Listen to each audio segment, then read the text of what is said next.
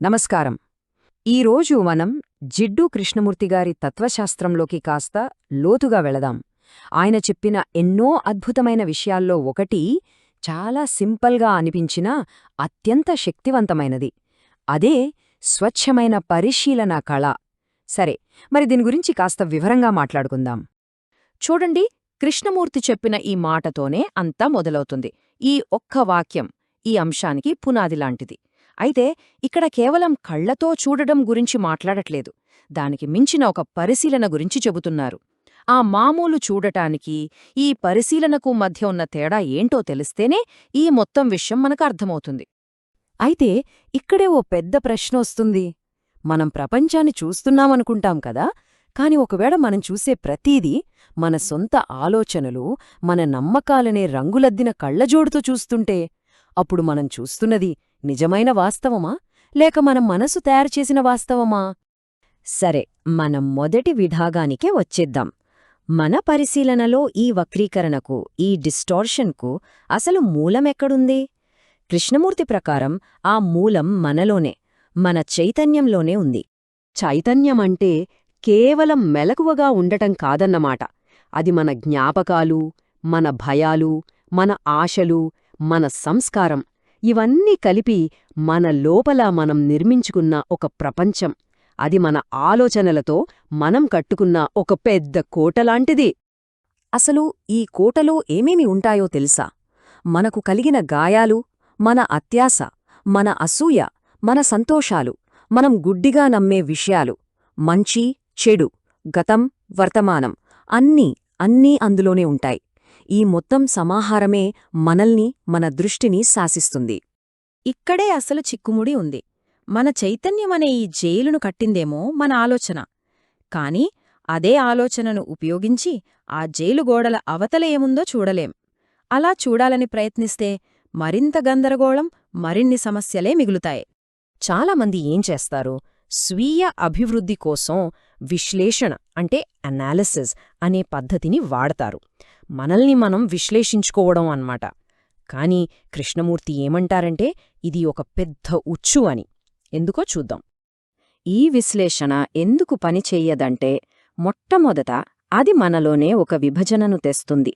నేను నా కోపాన్ని విశ్లేషిస్తున్నాను అన్నప్పుడు నేను వేరు, కోపం వేరు అనిపిస్తుంది. కాని అది నిజం కాదు. అంతేకాదు, ప్రతి విశ్లేషణ సంపూర్ణంగా ఉండాలి. కొంచెం అసంపూర్ణంగా ఉన్నా ఆ లోపం అడుత విశ్లేషణకు బదిలీ అయ్యి సమస్యను మరింత పెద్దదిగా మారుస్తుంది. కృష్ణమూర్తి దీన్ని ఎంత చక్కగా పోల్చారో చూడండి. ఇది అచ్చం పియానో మీద ఒక తప్పు నోట్ని పట్టుకుని మళ్ళీ ప్రాక్టీస్ చేయడం లాంటిది. ఎంత ఎక్కువ ప్రాక్టీస్ చేస్తే ఆ తప్పు మనలో అంత బలంగా నాటుకుపోతుంది. విశ్లేషణ కూడా అంతే. సరే, మనంతట మనం విశ్లేషించుకుంటే పని జరగదు. మరి ఎవరైనా గురువు దగ్గరికి వెళితే ఆయన దగ్గర ఏదన్నా టెక్నిక్ నేర్చుకుంటే సరిపోతుందా? దీనికి సమాధానంగా ఒక చిన్న కథ చూద్దాం. ఒక శిష్యుడు తన గురువు దగ్గరికి వెళ్ళి సత్యం కావాలని అడుగుతాడు. గురువేమో వేచియుండు అని చెప్తారు. 15 ఏళ్లు గడిచినా ఏ మార్పూ రాదు. దీంతో శిష్యుడికి విసుగొచ్చి వేరే గురువు కోసం వెళ్ళిపోతాడు. ఇంకో 5 ఏళ్ల తర్వాత తిరిగి వస్తాడు. చాలా గర్వంగా తాను ఒక అద్భుతం నేర్చుకున్నానని చెబుతాడు. అంతకీ ఆ శిష్యుడు నేర్చుకున్న ఆ అద్భుతం ఏంటో తెలుసా? నీటిమీద నడవడం. ఇన్ని సంవత్సరాల తన కఠోర సాధనకు ఇదే సరైన ప్రతిఫలం అని గట్టిగా నమ్ముతాడు. అప్పుడు ఆ మొదటి గురువు చాలా ప్రశాంతంగా అన్నారు, అయ్యో, దీనికోసం 20 ఏళ్లు వృధా చేశావా? ఆ పక్కనే ఉన్న పడవలో వెళ్తే 2 కానీలకే ఆవలి ఒడ్డుకు తీసుకెళ్తాడు కదా. చూశారా? మనం కూడా అద్భుతాల కోసం, టెక్నిక్స్ కోసం వెతుకుతూ కళ్ల ముందున్న సరళమైన సత్యాన్ని పట్టించుకోం. అంటే విశ్లేషణ, పద్ధతులు, టెక్నిక్స్ ఇవన్నీ దారి తప్పిస్తాయనే అర్థమైంది కదా. మరి అసలైన మార్గమేంటి? ఇక్కడే మనం ఈ మొత్తం చర్చలో అత్యంత కీలకమైన విషయానికి వస్తున్నాం. అసలైన పరిష్కారం ఏంటో చూద్దాం. ఇక్కడే అసలు ప్రశ్న ఎదురవుతుంది. మనస్సులో ఈ వక్రీకరణలన్నీ లేకుండా, మనల్ని మనం వేరు చేసుకోకుండా ఉన్నది ఉన్నట్టుగా చూడటం అసలు సాధ్యమేనా? దానికి కృష్ణమూర్తి చెప్పే సమాధానం ఒకే ఒక్క వాక్యం: పరిశీలకుడే పరిశీలించబడేది. The observer is the observed. ఈ ఒక్క వాక్యంలోనే మొత్తం సారాంశం ఉంది. చూసేవాళ్లు, చూడబడేది రెండూ వేరు కాదు, ఒక్కటే అని దీని అర్థం. ఇంకాస్త వివరంగా చెప్పుకుందాం. మామూలుగా నాకు కోపం వచ్చింది అంటాం. అంటే నేను వేరు, నా కోపం వేరు అన్నట్టు. కాని ఇక్కడ అర్థం చేసుకోవాల్సింది ఏంటంటే ఆ క్షణంలో మీరే ఆ కోపం. కోపంగా ఉండటం కాదు, కోపంగా మారిపోతారు. ఆ రెండింటి మధ్య విభజన అనేది కేవలం మన ఆలోచన సృష్టించింది. ఆ విభజనను తొలగించడమే నిజమైన పరిశీలన. ఎప్పుడైతే పరిశీలకుడు, పరిశీలించబడేది ఒక్కటే అనే ఎరుక కలుగుతుందో అక్కడేక సంఘర్షణ ఉండదు. ఏ ప్రయత్నం లేకుండానే మన చైతన్యం దాని పూర్తి స్వరూపాన్ని, దానిలోని ప్రతి మూలని మన ముందు ఉంచుతుంది. దాన్ని మనం బలవంతంగా చూడక్కర్లేదు. సరే, మనం చివరికి వచ్చేస్తున్నాం. ఇక్కడ కళ అంటే పాటలు పాడటం, బొమ్మలు గీయడం కాదు.